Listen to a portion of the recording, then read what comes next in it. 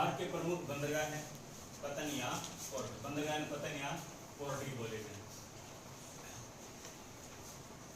पश्चिमी तट पर और पूर्वी तट पर, सबसे पहले हम बात करें पश्चिमी तट पर। पश्चिमी तट पर एक बंदरगाह कौन सा है? कांडला, गुजरात के अंदर है। कौन सा बंदरगाह है ये? कांडला बंदरगाह है। कांडला बंदरगाह राजस्थान की क्या है?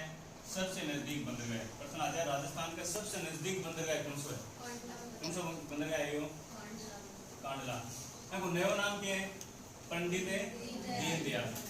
कांडला बंदरगाह का नया नाम क्या है? पंडित दीनदयाल।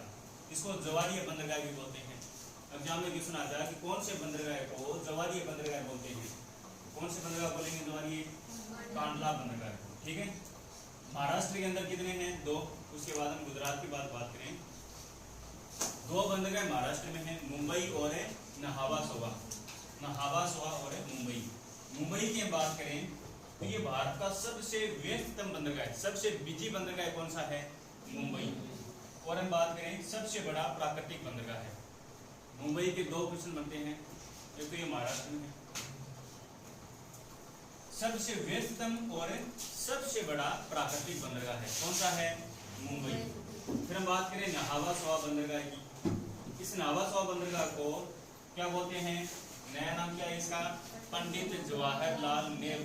पंडित जवाहरलाल नेहरू बंदरगाह। कौन से बंदरगाह को बोलते हैं? नहावा सोवा। ठीक है। ये भारत का सबसे नया बंदरगाह है, सबसे आधुनिकतम बंदरगाह पूछा जाए भारत का तो कौन सा है ये? नहावा सोवा, जिसको पंडित जवाहरलाल नेहरू भी बोलते हैं। एक गोवा के अंदर है। गोवा में कौन सा है? मुर्मू गोवा या मरम गोवा। मुर्मू गोवा या मरम गोवा। प्रश्न आ जा कि कौन सा बंदरगाह जुआरी नदी के मुहाने पर है? जुआरी नदी के मुहाने पर कौन सा है? मुर्मू गोवा। तो प्रश्न आ जा कि मुर्मू गोवा कौन सी नदी के मुहाने पर है? जुआरी नदी के मुहाने पर है। ठीक है। उसके बाद हम बात करें कर्नाटक के अंदर। कर्नाटक में कौन सा है? न्यू मंगलोर। यहाँ पर सबसे ज्यादा किसका उत्पादन होता है? भारत में कॉफी का उत्पादन होता है। भारत में कॉफी का उत्पादन सबसे ज्यादा कहाँ पर होता है? कौन से राज्य में होता है? कर्नाटक राज्य में। इसलिए न्यू मंगलोर को क्या बोलते हैं? कॉफी बंदरगाह है। तो भारत में कॉफी बंदरगाह किसको बोलते हैं? न्यू मंगलोर। इंपॉर्टेंट पॉइंट है ये, ध्यान रखना। केरल में बात करें, केरल के अंदर कौन सा है? कोच्चि। कोच्चि कौन से राज्य में है? केरल में है। सबसे ज्यादा मसाले का उत्पादन कौन से राज्य में होता है? केरल में। इसलिए क्या कोच्चि केरल को क्या बोलते हैं? मसाला बंदरगाह है। कोच्चि बंदरगाह है को कौन सा बंदरगाह बोलते हैं? मसाला बंदरगाह है। एग्जाम में प्रश्न आ जाए कि निम्न से कौन से बंदरगाह को मसाला बंदरगाह कहा जाता है? तो कौन सा बंदरगाह होगा? वो कोच्चि बंदरगाह है। ठीक है। कोच्चि को अरब सागर की रानी भी कहा जाता है। प्रश्न आ जा अरब सागर की रानी कैन कही जाए? कोच्चि बंदरगाह कही जाए। ठीक है। फिर हम बात करें तमिलनाडु की।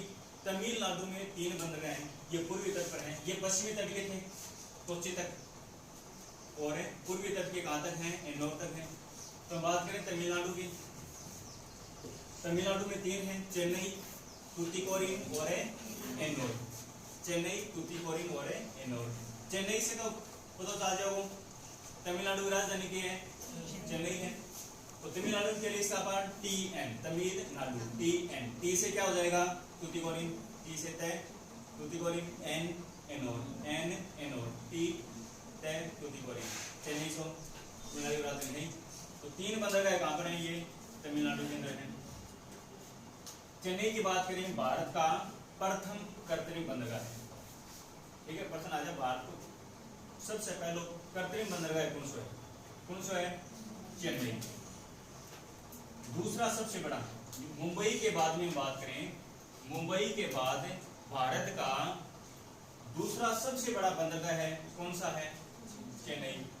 प्रश्न आ जा बंगाल की खाड़ी को सबसे बड़ा बंदरगाह कौन सा है? तो बंगाल की खाड़ी में सभी और इन सभी में सबसे बड़ा कौन सा है? चेन्नई। चेन्नई बंदरगाह ये बंगाल की खाड़ी का सबसे बड़ा है, और वैसे दूसरा सबसे बड़ा है। सबसे बड़ा कौन सा है? मुंबई वाला, ये सबसे बड़ा है। ठीक है। और बंगाल की खाड़ी का सबसे बड़ा कौन सा है? चेन्नई। और दूसरा सबसे बड़ा कौन सा है? चेन्नई। ठीक है। फिर हम बात करें एन्नोर, इंपॉर्टेंट है, एन्नोर बंदरगाह है, बहुत इंपॉर्टेंट है। कौन से बंदरगाह है को कामराज बंदरगाह कहा जाता है? कामराज बंदरगाह कौन से बंदरगाह को बोलते हैं? एन्नोर, एन्नोर, ठीक है, इसे कामराज बंदरगाह बोलते हैं, ठीक है। और प्रश्न आ जाए कि कौन से बंदरगाह है को मिनी रत्न का दर्जा प्राप्त है? मिनी रत्न का दर्जा कौन से बंदरगाह को प्राप्त है? एन्नोर बंदरगाह को।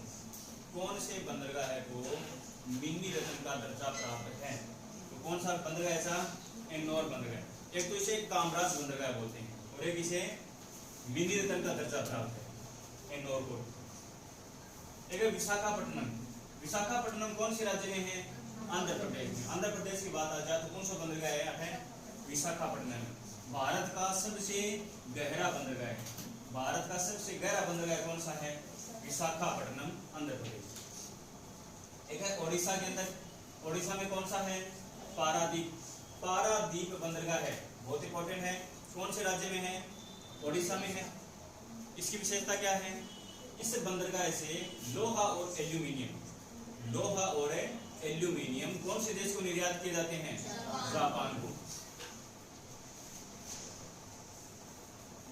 भारत के कौन से बंदरगाह से लोहा और एल्यूमिनियम जापान को निर्यात किए जाते हैं?